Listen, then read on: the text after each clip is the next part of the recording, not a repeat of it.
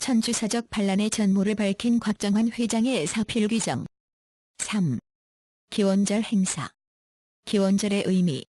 아버님 성화 이후 혼란이 더욱 가중되던 2013년 2월 22일 어머님은 기원절 행사를 성대하게 치렀습니다.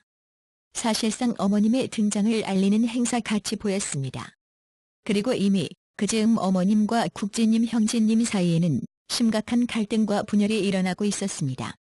아버님이 성화하시고 천주사적인 갈등이 계속되는 이 마당에 어머님이 중심이 되어 아무리 성대하게 행사를 치른다 한들 과연 기원절의 의미와 가치가 충족될 것인가? 이 행사의 시작부터 저는 몹시 의문스러웠습니다. 기원절의 의미를 정확히 안다면 이 행사는 하나님의 기대는 물론 아버님의 뜻과도 거리 먼 행사였습니다. 기원절이라는 이름이 처음부터 있었던 것은 아닙니다. 공식 명칭은 모르지만 참아버님이 어떤 역사의 한 구획을 그어놓고 목표로 한다는 것을 구체적으로 느끼게 하는 의미에서 2001년 1월 13일 하나님 왕권 즉위식을 거행했습니다. 그때 왕권 즉위식을 거행했지만 그것은 상징적이고 선언적인 기원절이었습니다.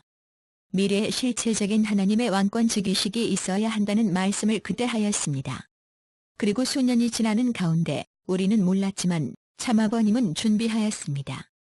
2005년 9월 2일에 참아버님은 날짜를 정해서 앞으로 2013년 1월 13일까지 이룬다고 확정 공포하였습니다. 그리고 기원절이라는 이름을 확정 발표한 것은 5년 후인 2010년 2월 19일이었습니다. 처음 기원절을 제정하고 공포한 당시의 한자는 기원절이었습니다. 2011년 10월 17일에 기원절로 다시 규정해 주었습니다. 기원절은 하나님의 창조 이상, 지상 천상 천국이 이루어지는 날입니다. 아담과 해와가 타락하지 않고 하나님의 참사랑을 완성하여 하나님 앞에 완성한 참자녀가 되고 참부부를 이루어 참자녀를 갖게 되면 참부모가 됩니다. 그 참가정은 하나님의 참사랑 참생명 참혈통의 실체적 근원이요 뿌리가 됩니다. 이 참부모를 중심으로 한 참가정으로부터 참조본연의 이상세계, 영구적인 평화통일 이상왕국인 천일국이 시발하게 됩니다.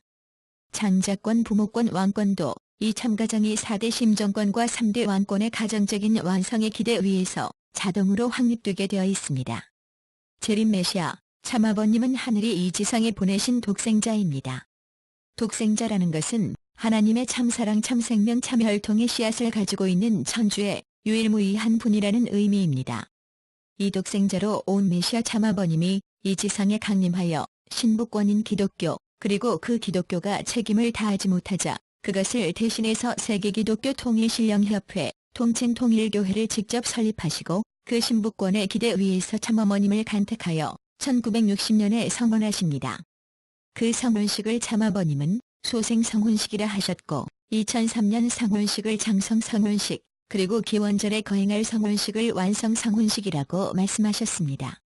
이러한 기원절을 뜻맞게 찾아 세우는 것은 아버님의 필생의 소원이요 사명이었습니다.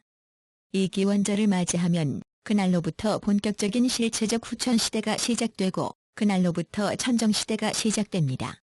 천정시대란 물본주의 시대와 인간이 주인인 인본주의 시대를 넘어선 사람이 하나님의 심정에 감응되어 본연의 심정 관계 속에 사는 시대를 말합니다. 또한 그날로부터 영현세협회가 가동이 되는 것입니다. 창조 본연의 지상 천상 천국이 실현되면 천일국 주인들은 영인체가 완성되어 본연의 영성을 갖게 되며 자연스럽게 지상 천상 두 세계를 교통하고 공감하고 살게 되어 있습니다. 이때 기존의 가정연합, 천주평화연합 등과는 차원이 다른 영현세협회 기구를 통해 지상세계와 천상세계를 실체적으로 주관하도록 계획되어 있는 것입니다.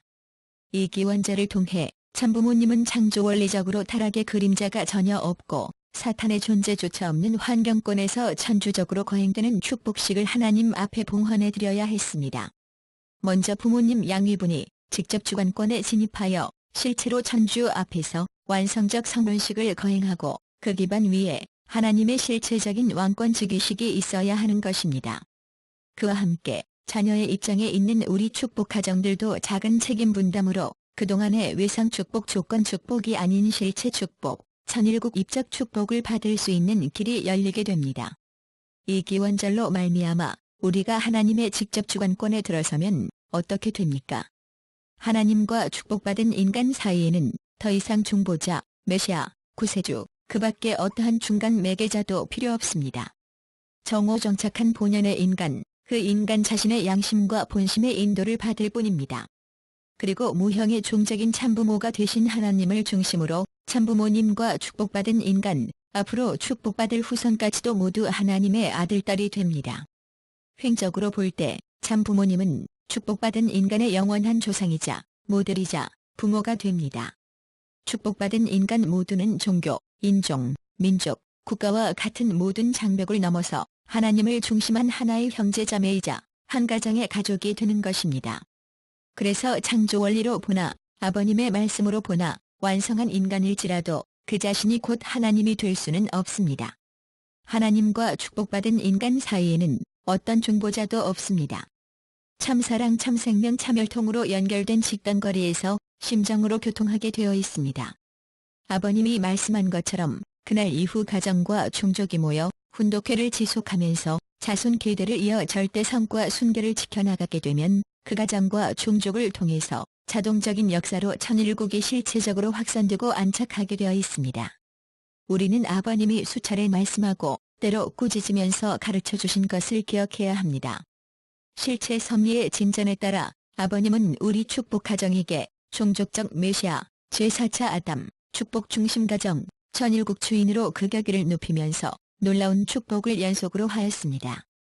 아버님은 축복권, 상속권과 말씀을 모두 주셨고 더 이상 우리 축복 가정들에게 줄 것이 없다고 했습니다. 이제는 참아버님을 찾지 말라고도 하였습니다. 아버님과 우리 축복 가정의 갈 길이 다르다고 했습니다. 직접 주관권에 들어서면 모든 가정이 말씀 훈독으로 자주적인 길을 찾아 나서야 하는 시대가 되었습니다. 아무도 책임져 주지 않습니다. 축복 가정은 각각 실체 천일국을 확장해 나가고 천일국 주인이 되어야 합니다. 그러한 의미에서 기원절은 형언할 수 없는 축복의 날이면서 축복 가정들이 중대한 결의를 다져야 할 날이기도 합니다. 이와 같은 기원절을 아버님은 제셋시에 반드시 하나님 앞에 봉헌해드리고자 했습니다. 아버님의 모든 노력과 눈물과 땀과 피가 다 이 기원절을 승리적으로 맞기 위한 것이었습니다. 아버님 말씀 어디를 찾아보아도 기원절로 정해놓은 그 날짜 이전의 상활 가능성을 언급한 구절은 없었습니다. 따라서 통일가의 축복 가정들은 기원절을 생각할 때마다 통회해야 합니다. 우리가 책임 못하고 땅이 책임 못해서 기원절을 앞에 놓고 아버님 당신 스스로 바라던 때가 아닌 때에 성화하셨다는 사실 앞에 가슴을 치며 눈물 흘려야 합니다. 내가 무슨 은사를 받겠다, 내가 무슨 혜택을 받겠다고 바라면서 기념하는 기원절이 아니라는 사실을 우리는 알아야 합니다. 지금은 기원절을 치를 때가 아니다. 현진님 메시지. 이러한 점을 가장 정확히 아시는 분이 바로 현진님이었습니다. 예견한 대로 참가정이 점입가경의 분열로 치닫고 이 상황에서 아버님께서 예정하셨던 기원절이 다가오자 현진님은 두 편의 서신을 작성하여 발표하였습니다. 하나는 2013년 1월 20일 어머님에게 보내는 서신이었고 다른 하나는 기원절의 참된 의미에 관하여라는 제목으로 2월 12일 축복가정에게 보내는 공개 서신이었습니다. 저는 어떤 뜻으로 어머님께 편지를 보내드렸는지 후일 물은 적이 있습니다. 그러자 현진님은 이렇게 답했습니다. 어머님이 이렇게 가면 큰일 납니다. 어머님께서 책임하실 수 있도록 내가 도와드려야 해요. 아버님의 부탁이에요. 지금 기원절을 맞아 행사를 치르고 넘어가는 것이 중요한 게 아닙니다. 참부모와 참가정이 안착 없이는 가인권과 아벨권이 하나 되어 하나님의 주권이 자리 잡지 않고는 기원절이 성립될 수 없습니다.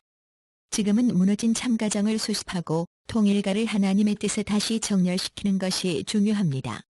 만일 이 싸움이 계속되면 어머님과 내 형제들과 통일가 전체에 엄청난 탕감이 미칠 겁니다. 그리고 이 모든 책임을 어머님이 다 지시게 됩니다. 이것을 나는 그냥 두고 볼 수 없습니다. 어머님은 지금 아버님보다 당신이 중심이라고 생각하고 있고 나에 대한 오해도 크신 상황입니다. 그래서 내 편지에 귀를 기울이지 않겠지요. 그러나 앞으로 더 큰 어려움이 생기면 내 편지를 꼭 다시 찾으실 겁니다. 그때를 위해 어머님이 올바른 결정을 내릴 수 있는 길을 알려드려야 합니다. 어머님으로부터 섭섭한 것도 많을 텐데 현진님은 오히려 어머님을 걱정하고 있었습니다. 어머님께서 올린 그 서신이 언젠가 공개될 수 있길 빌어봅니다. 그로써 참가장과 어머님을 바라보는 현진님의 섭리적인 기준이 어머님을 진심으로 돕고자 하는 아들의 진심 어린 사랑이 역사 앞에 훤히 드러날 것입니다. 한편 축복가정의 책임을 일깨우기 위한 2월 12일자 서신에서 현진님은 기원절의 참된 의미, 기원절을 앞둔 통일가의 현 상황, 축복가정의 책임과 앞으로 섭리 방향 등에 관한 견해를 발표하셨습니다. 이 내용의 핵심 개념이 아마도 어머님을 위한 서신에도 담겨있지 않을까 하고 저는 생각합니다.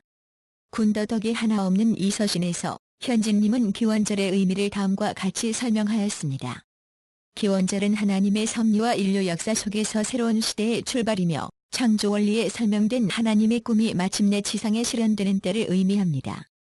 이것은 하나님께서 인류의 조상 아담과 해와에게 소망하셨던 기대가 승리적으로 이루어지고 실체적인 참가정이 세워지는 섭리적인 전환점입니다.